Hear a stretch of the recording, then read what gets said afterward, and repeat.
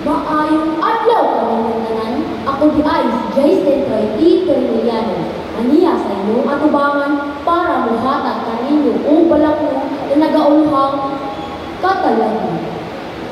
Ngadong aduna may katalagan ni kalibutan. Imo ba kining gihinunglugan sa mga kagdawhan? O ibalula lang tungod kay wala kay pagpakabana sa atong kinaiyahan. Ako, usa ka bata nga adunay pagpakabana. Ang atong kalibutan Pinoy-anan natong tanan. Kining balang-anong gasta gikan sa kahitasan nga angay nato ang tingan. Kini atong pagabantayan ug dili angay nga pasipan-an. Kay kini ang hiyas ug tunay na bahandi alang sa tanan ug sa atong kaliwatan.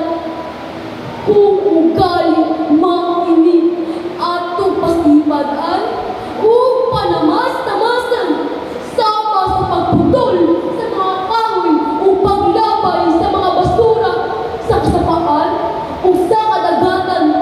Kay kini gustong balik o mangtas na katalagman atong matagap taman.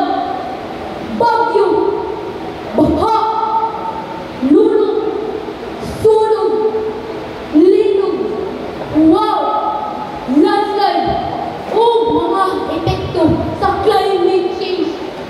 Kay gihigo ba sa Diyos ang atong kalibutan, kini angay nga pasipan-an. Mananon kita o mga kahoy, ilabay ang mga basura sa saktong labayanan aron mahalin kita sa mga katalagman.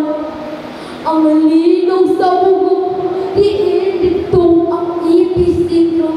Maoy atong hinunglugan nga ang katalagman dili gayon matag-anan. Daghang nakalas na kinabuhi, bata man o tigulang walay gipili. Mao kitang tanan mangandam, kay ang katalagman dili gayon mahibawan.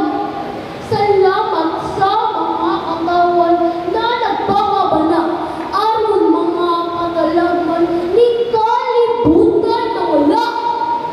O Amahan, panalipti kami sa mga katalagman, dunggang ang pangamuyo o sa katalagman ipalayo. Bangon Pilipinas! Bangon Cebu!